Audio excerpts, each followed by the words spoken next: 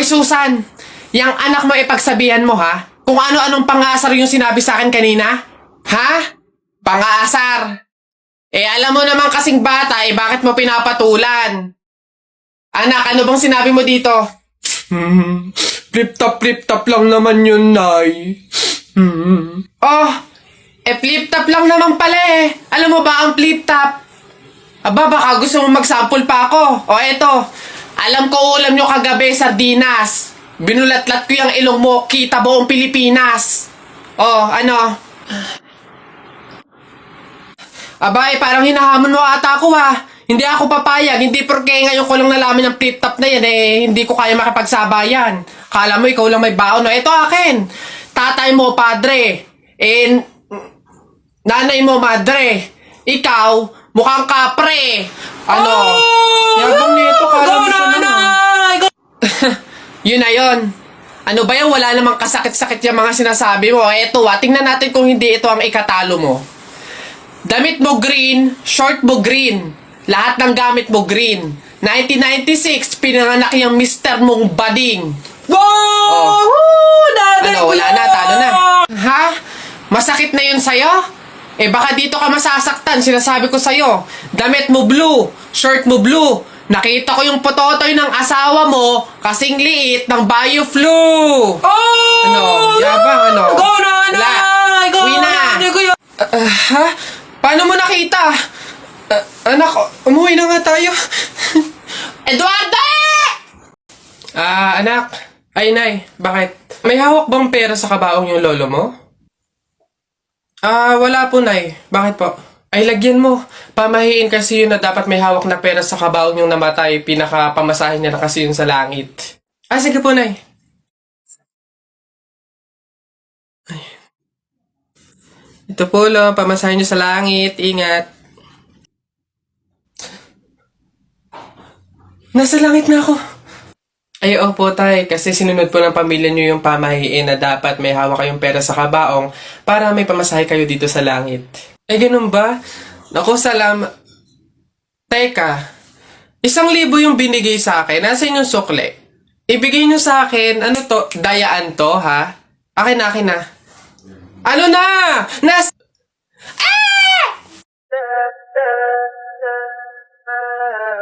Alam mo ba, munti ka na sumuko ang puso ko sa paulit-ulit na pagkakataon na nasaktan na bigo. Mukhang delikado na naman ako. Bakit ba kinikilig na naman ako?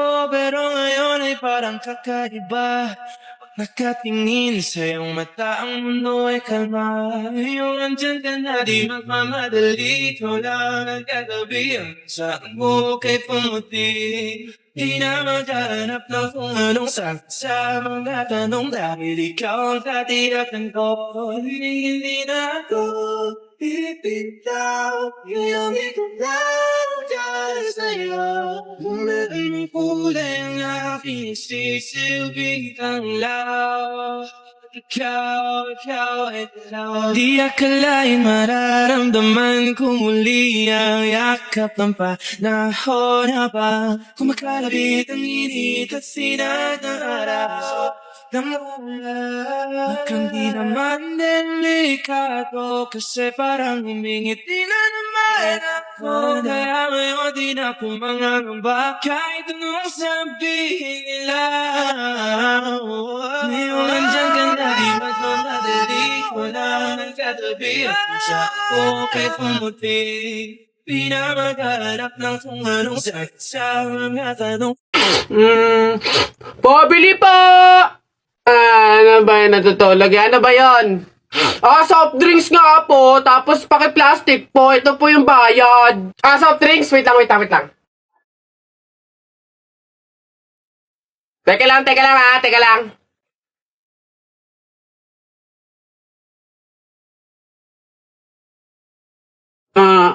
Ba't mo binabawasan yung soft drinks ko? Susubo ko na kay nanay. Hindi, joke lang yun. Ito na.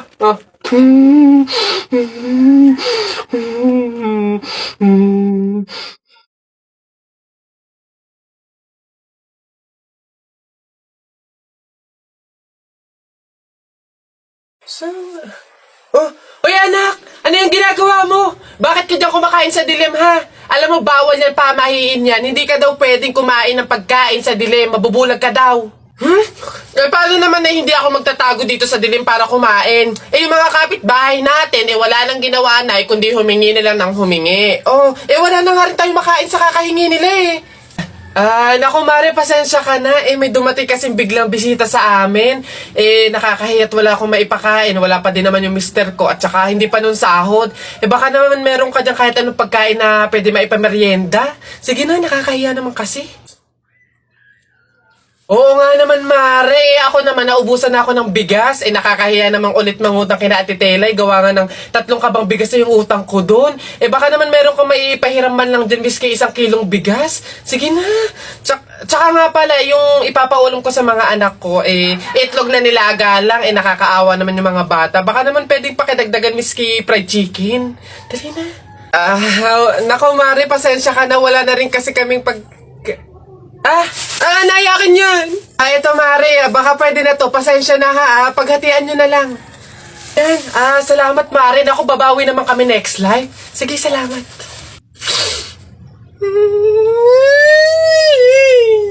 Dami kong pugs. Isa mo daw. Naisang punta mo. Diyan lang sa palengke. Bibili ng ulam at bigas. Naisama ako. Ikaw na bata kay tumigil-tigil ka ha? Magtututuro ka lang dun Wala tayong pera. Hindi nga ako magkukulit. Hindi mo ako madadaan sa iyak-iyak mo dyan ha? Sinasabi ko sa'yo. Sama ka ako! Sama ka ako! Sama ako! Magtingil ka dyan. Kahit anong gawin mo, hindi ka pwedeng sumama.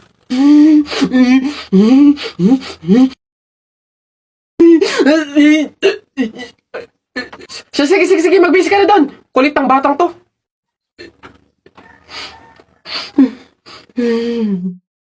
Kapag daw July 21, Friday ka pinanganak, malas ka daw. Ha? Nay! Ano ba yan? Bakit? May nabasa ko dito sabi kapag daw July 21 ka pinanganak tapos Friday, malas ka daw. Di ba yun yung birthday ko? So, malas ako? Ang huwain mo naman anak, huwag ka mag-alala. Hindi mo yung tunay na birthday, yun yung date, July 21 Friday, kung saan napulot ka namin sa pusali. Masyado ka naman nag-aalala masyado. Ha? So, ampun ako, Nay. Oo naman.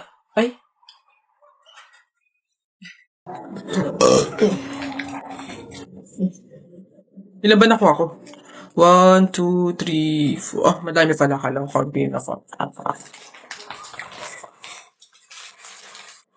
Masarap yung kape, pero kailangan ko ng ibang drink, syempre. Kaya, buti nakakuha ko din. Ay, shucks! Hindi grapes yung nakuha ko. Ba yun? Okay na nga yun. Masarap ng kape, pero feel ko kulang to. Buti na lang nakakuha ko ng madami sa kanila. Hindi naman nila iinumin lahat, hindi naman ubos yung lahat Madami. Paano yung kutkutin mamaya? Buti talaga madami akong nakuha kasi feel ko magugutom ako mamaya. Kaya kailangan ko ng kutkut yung madami-dami din tong mani. Kanina pumunta ko. Ano yun? Ang baho! Ano ba yan? Kakasuka naman. Ba't kasi dito pa natae? Baho. Oo nga, ano ba yan? Hindi na nahiya. Dito pa talaga sa mall ng CR, tumae. Alam na, ang daming tao dito. Baho-baho, ano ba yan? Gusto siguro makaranas ng magandang CR. Pangit siguro na CR sa kanila.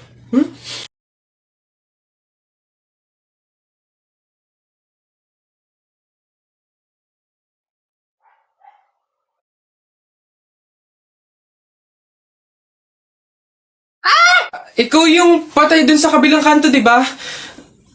Huwag mo ako multuhin, ibabalik ko na tong mga to. Nagbaka sakali lang naman ako, hindi naman totoo. Joke lang to Ang OA mo, hindi kita minumulto, hihingi lang ako. Putik nang yung ilang araw na ako nakigado sa kabaong, di man ako pinapakain. Pingin ako yan. Ang kunat na naman nito. May dala ka ba dyan tinapay? Hina mo naman. Teacher, may tanong po ako sa'yo kung talagang matalino ka sa math. Ay nako, Tutoy, bata ka pa mapapahiya ka na. Kaya nga math teacher mahusay sa math. Ano ba yung tanong mo? Halimbawa, teacher, meron akong 30 pesos. Tapos, bumili ako ng hamburger, 18 pesos isa. O, ilan yung sukli ko? Diyos ko, Tutoy, napakadali. 30 pesos minus 18. O, edi 12. 12 pesos ang sukli mo.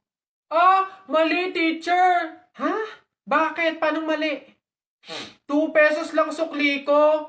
20 lang kaya binayad ko. May nakita ka bang 30 pesos na buo? Bola. Talaga ba? Uy, Jepoy, magkano naging pera mo nung bagong taon? Madami akong naging pera. Nung nagpanabog sa amin, dami kong napulot na barya eh. Tapos meron pa 100, may 20, tsaka 50, ba't ang yabang mo? Parehas lang naman tayo. Ganyan din naman yung naging pera ko nung bagong taon. Yung sa akin nga, iipunin ko para may pambili ako ng madaming pellet, tsaka sapatos, tsaka damit lalo sa akin. Lalagay ko pa nga sa alkansya para maipon ng maipon. Dumami pa lalo yung pera ko Bili na kayo! Scramble! Hoy, scramble! Tara, bili tayo! Tara!